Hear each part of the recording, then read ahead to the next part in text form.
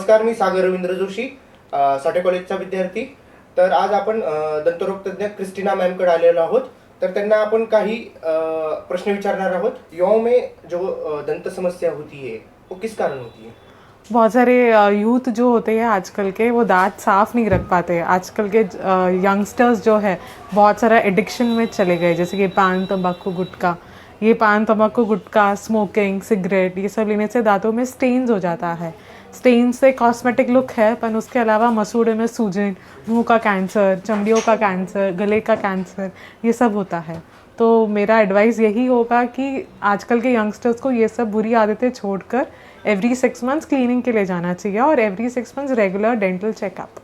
जब मुंह का कैंसर और ये बता रहे हैं तो उसके हुआ तो कैंसर, उसके सिम्टम्स क्या है, कैसे पता सिम्टम्स जैसे कि कुछ भी आप यहाँ पे चीक जो होता है, गाल जो होता है, उसके अंदर जो चमड़ी होती है वो सफ़ेद होना स्टार्ट हो जाती है.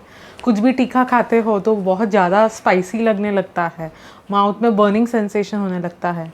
अंदर एक मास ग्रो हो जाती है, ऐसा यहाँ पे सूजन आ जाता है, ऐसा सब होता है.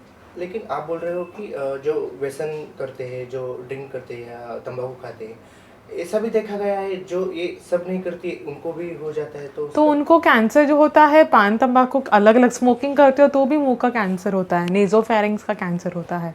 कुछ भी बुरी आदत जो है, नशा है, वो हेल्थ के लिए इन जनरल हानिकारक ही है. तो दांतों के सेहत के लिए क्या खबरदारी लेनी चाहिए? हर 6-6 महीने में दांतों की सफाई करानी चाहिए और दांतों का चेकअप हमेशा करना चाहिए. और दांत में कुछ भी प्रॉब्लम होता है जैसे कि कैविटीज़, तो वो सब फिल कराना चाहिए.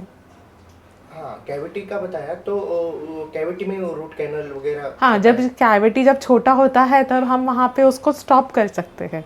छोटे दांतों का जब कैविटी होता है उसको तुरंत डॉक्टर के पास जाके वो कैविटी को ड्रिल करके निकालना होता है. फिर उसको कंपोजिट फिलिंग से भर देते हैं. पर जब ये युवा ये करती नहीं है, ये प्रोसीजर उसको पोस्टपोन कर देती है, तो वो कैविटी अंदर से सडन बढ़ते बढ़ते वो नस तक चला जाता है. तो उसको ट्रीटमेंट करना पड़ता है, रूट कैनाल ट्रीटमेंट. ये ट्रीटमेंट करके भी दांत बच सकता है, रूट कैनाल करके कैपिंग करना पड़ता है. ये भी अगर आप नहीं करते हो फिर दांत निकालना पड़ जाता है. कैविटी होने का रीज़न? कैविटी होने का रीज़न मुंह में कुछ भी खाना खाने के बाद गुल्ला ना करना, खाना वैसे ही मुंह के अंदर छोड़ देना, हर 6-6 महीने में क्लीनिंग ना कराते रहना, हाइजीन नहीं मेंटेन रखना, ज़्यादा स्टिकी एंड स्वीट्स खाना, इसकी वजह से होता है. जो युवावस्था में दांत आगे पीछे हो जाते हैं तो उसके लिए पहले मतलब अभी भी वो तारों की एक पट्टी बिठाई जाती है और अभी अलाइनर्स आया है, तो उनमें क्या डिफरेंस है और बेस्ट कौन सा होगा? सबसे बेस्ट तो अलाइनर्स ही है. अलाइनर्स इनविजिबल है. इनविजिबल है मतलब जो वो दिखता नहीं है.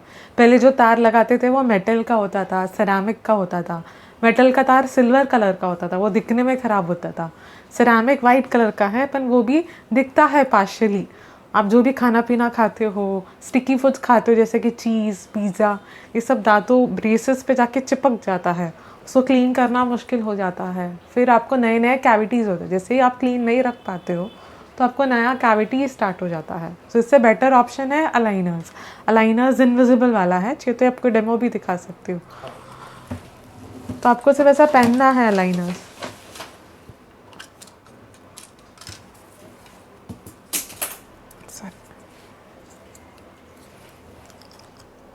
ये दिखता नहीं है, आप सब कुछ खा सकते हो.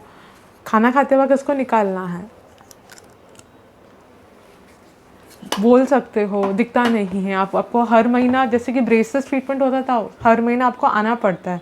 अलाइनर ट्रीटमेंट में हर महीना आना नहीं है. आप एवरी 2 वीक्स ही ये चेंज करना है. खाना खाते हो तो निकाल देना है ईजिली.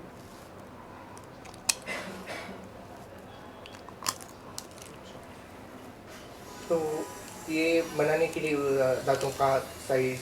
हाँ, ये इसको स्कैन किया जाता है. फर्स्ट हम इसको स्कैन लेते हैं हर एक पेशेंट का, उसके बाद ये 2 वीक्स में बन के रेडी हो जाता है. 30-40 एज में ही कुछ लोगों के दांत गिर जाते हैं तो ट्रांसप्लांट करते हैं, तो उसकी प्रोसेस क्या होती है? मतलब हाँ, जिसके दांत नहीं होते हैं तो 15 एंड अबव जो भी है, जिसके दांत नहीं है तो हम लोग उसको फिक्स्ड दांत लगा के बोलते हैं, देते हैं. फिक्स्ड दांत का नाम होता है इम्प्लांट. इम्प्लांट ये सबसे बेस्ट ऑप्शन है फिक्स टीथ में. जिसको भी दांत नहीं है और उसको फिक्स्ड दांत कराना है तो हम उनको इम्प्लांट लगा के देते हैं. इम्प्लांट ऐसा एक स्क्रू आता है, ये स्क्रू डाल के कैप, पहले क्या करते थे आगे पीछे दांतों का सपोर्ट लिया जाता था, पर अभी इम्प्लांट इतना अच्छा सिस्टम है कि बाजू के दांतों को सपोर्ट नहीं लेता है, एक ही अपने बोन का सपोर्ट लेके फिक्स्ड दांत दिया जाता है। ये fixed and natural best option है जो अभी अवेलेबल है। जो ये स्क्रू है वो लोह धातु का होगा? ऊपर के दांतों में भी होता है, जिधर भी दांत नहीं है उधर हो जाएगा।